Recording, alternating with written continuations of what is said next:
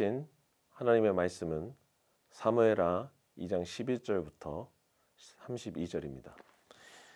어느 날 넬의 아들 아브넬이 사울의 아들 이스보셋의 부하들을 거느리고 마하나임을 떠나 기브온으로 갔다.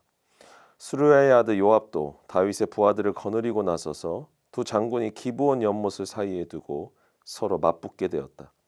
한편은 연못의 이쪽에 또 한편은 연못의 저쪽에 진을 쳤다. 그때 아브넬이 요압에게 이런 제안을 하였다. 젊은이들을 내세워서 우리 앞에서 겨루게 합시다. 요압도 그렇게 하자고 찬성하였다. 젊은이들이 일어나서 일정한 수대로 나아갔는데 사울의 아들 이스보셋 쪽에서는 베냐민 사람 12명이 나왔고 다윗의 부하들 가운데서도 12명이 나왔다. 그들은 서로 상대편 사람의 머리카락을 거머쥐고 똑같이 상대편 사람의 옆구리를 칼로 찔러서 모두 함께 쓰러져 죽었다. 그래서 기브온에 있는 그곳을 헬갓 하수림, 곧 칼의 벌판이라고 부른다. 그날의 싸움은 가장 치열하게 번져나갔고 결국 아브넬이 거느린 이스라엘 군대가 다윗의 군대에게 졌다. 마침 그곳에는 스루야의 세 아들 요압과 아비새와 아사엘이 있었는데 아사엘은 들에 사는 노루처럼 다른 박질을 잘하였다.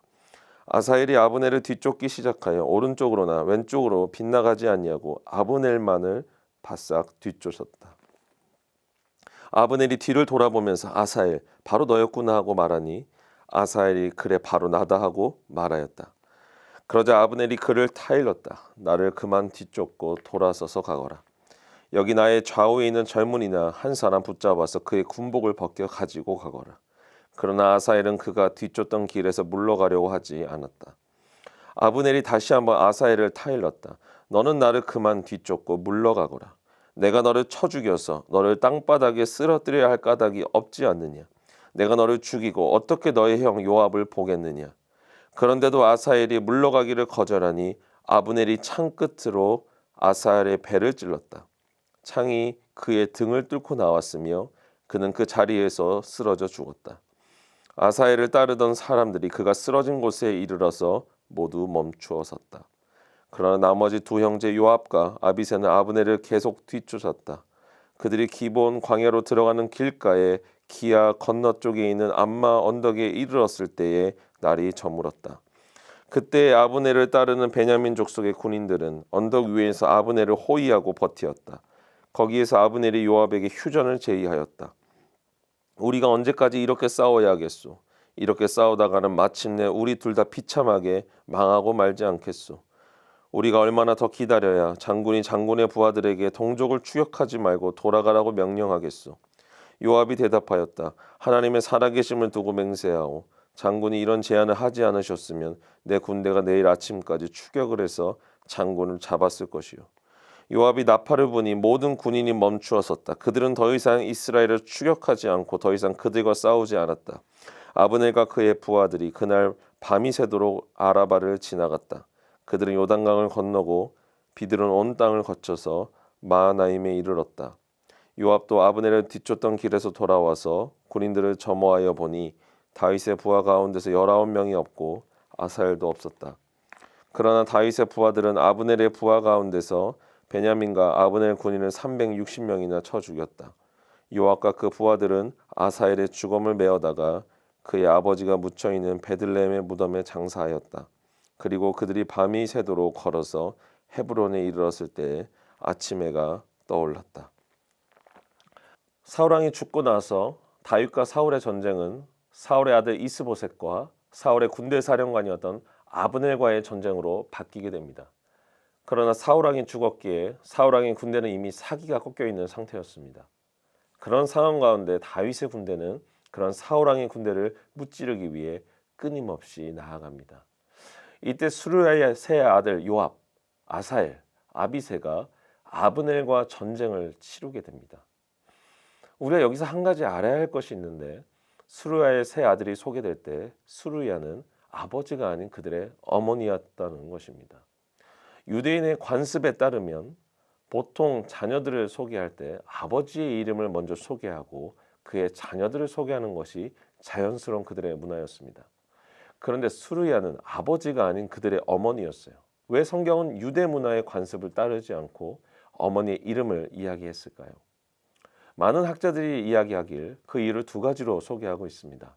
첫 번째는 수르야는 다윗의 누이였기 때문에 이 아들들이 다윗과 특별한 관계가 있다는 것을 나타내기 위해서였다는 것입니다.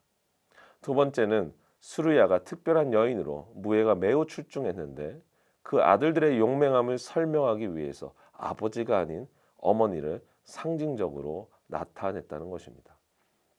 이런 특별한 어머니에게서 자란 수르야의 세 아들 중 요압은 기브온 연못에서 아브넬과 싸움을 치르게 됩니다. 우리 함께 13절 같이 읽도록 하겠습니다. 수르야의 아들 요압도 다윗의 부하들을 거느리고 나서서 두 장군이 기브온 연못을 사이에 두고 서로 맞붙게 되었다. 한편은 연못의 이쪽에 또 한편은 연못의 저쪽에 진을 쳤다. 요압과 아브넬은 팽팽한 긴장감 속에 서로에게 창을 겨누었습니다. 그때 아브넬이 요압에게 이런 제안을 합니다. 14절입니다. 그때의 아브넬이 요압에게 이런 제안을 하였다. 젊은이들을 내세워서 우리 앞에서 겨루게 합시다. 요압도 그렇게 하자고 찬성하였다. 이들은 전쟁을 마치 체스 게임을 두듯 젊은이들로 12명씩 세워서 서로 싸우게 합니다. 15절에 16절에 이와 같이 이야기를 합니다. 젊은이들이 일어나서 일정한 수대로 나아갔는데 사울의 아들 이스보셋 쪽에서는 베냐민 사람 12명이 나왔고 다윗의 부하들 가운데서도 12명이 나왔다. 그들은 서로 상대편 사람의 머리카락을 거머쥐고 똑같이 상대편 사람의 옆구리를 칼로 찔러서 모두 함께 쓰러져 죽었다. 그래서 기본에 있는 그곳을 헬갓 핫수림, 곧 칼의 벌판이라고 부른다. 성경에서는 이 싸움을 아무런 의미가 없는 젊은 생명들이 쓰러져간 그런 안타까운 싸움이었다고 말합니다. 24명의 젊은이들의 귀한 생명이 승패와 상관없는 무의미한 싸움에 희생되었다는 것입니다. 우리는 이와 같은 장면에서 지금 이들이 하고 있는 전쟁이 얼마나 무가치한 전쟁이었다는 것인지를 확인할 수 있습니다. 사실 사울왕과 다윗과의 전쟁에서 사울왕이 죽었을 때 이스라엘 모든 백성들은 하나님이 다윗의 손을 들어주었다는 것을 똑똑히 알게 되었습니다. 그렇기 때문에 이미 기울어진 싸움이었고 시간이 지날수록 다윗이 이길 수밖에 없는 상황이었다는 것이죠. 그런데 이들이 지금 벌이고 있는 전쟁은 이런 상황을 바꾸기는커녕 너무나 소모적인 전쟁이었다는 것입니다. 젊은이 24명이 아무런 의미 없이 헛되이 죽음을 맞이했습니다. 요압과 아브넬 양쪽 모두가 그들의 생명에 대해서 조금도 귀하게 여기는 마음이 나오지 않습니다. 그저 게임을 하듯 그들의 기분에 따라 자신의 부하들을 사지로 내모놨다는 것입니다. 우리 사랑하는 미랄교회 성도 여러분, 싸움은 이처럼 때론 아무런 의미가 없이 서로에게 아픔을 주는 결과를 초래할 수 있습니다.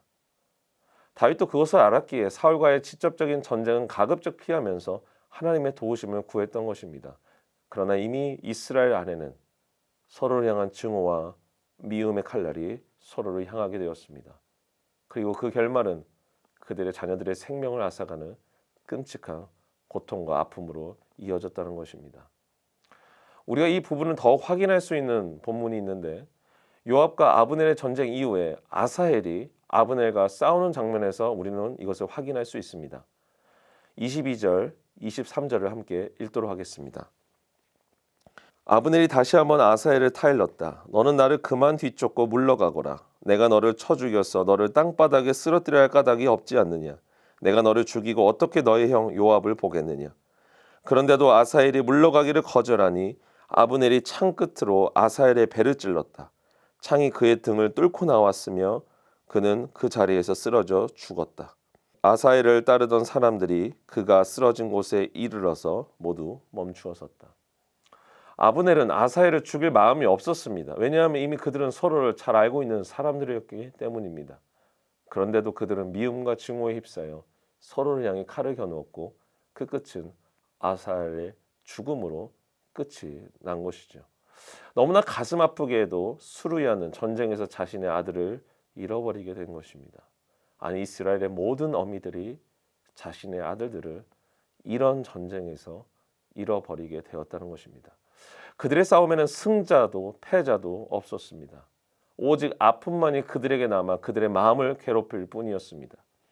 이스라엘은 한 민족이었고 서로가 메시아를 고대하는 믿음의 민족이었지만 이렇게 갈등으로 갈라진 미움과 증오의 칼날이 그들에게뿐 아니라 그들의 민족, 그들의 어머니, 그들의 가족들에게 씻을 수 없는 상처를 주고 만 것입니다. 저는 이 말씀을 보면서 우리 믿음의 공동체, 하나님의 거룩한 백성의 모임인 교회의 공동체가 생각이 났습니다. 마치 이스라엘 민족처럼 우리는 같은 민족으로서 하나님을 섬기고 교회를 섬기고 있습니다.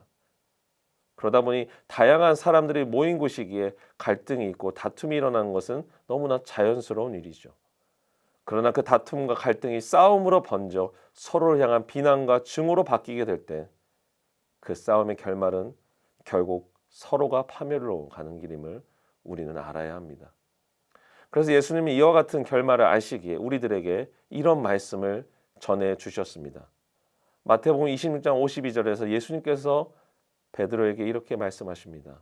그때 예수께서 그에게 말씀하셨다. 내 칼을 칼집에 도로 꽂아라. 칼을 쓰는 사람은 모두 칼로 망한다. 사랑하는 미라교회 성도 여러분, 민족 간의 전쟁도 서로에게 큰 아픔이 되지만 우리 안에 있는 이 공동체 안에서의 싸움, 또 갈등, 이런 것들이 우리 모두에게도 큰 아픔이 될 수 있습니다. 예수님께서 말씀하신 것처럼 칼을 쓰는 사람은 모두 칼로 망하듯 우리가 갖고 있는 비난과 칼등의 칼날을 다시 마음의 칼집에 넣어 주님이 주신 가르침을 따라 서로를 이해하며 배려할 수 있기를 간절히 바랍니다. 이런 믿음의 성도님들이 되실 수 있기를 주의 이름으로 축복합니다. 기도하겠습니다. 사랑이 많으신 하나님 아버지 감사합니다. 오늘 사무엘하 2장의 말씀을 통해 서로를 향한 그 갈등의 칼날이 얼마나 서로에게 상처가 되는지 또 그 생명을 앗아가는지 우리는 알게 되었습니다. 주님, 우리는 한 공동체요, 한 믿음의 가족으로서 우리는 이 세상을 살아가고 있습니다. 주님, 바라기는 우리의 갈등과 비난이 서로를 향해 칼날이 되어 서로에게 상처를 주는 것이 아니라 다시 그 칼을 우리의 마음에 깊숙이 넣어 서로를 비난하거나 서로에게 다툼을 나누지 않고 오직 하나님을 바라봄으로 서로 배려하며 이해하며 사랑할 수 있도록 붙잡아 주시옵소서. 오늘 하루도 함께 하시고 붙잡아 주시리라 믿사오며 사랑이 많으신 예수 그리스도의 이름으로 기도합니다. 아멘.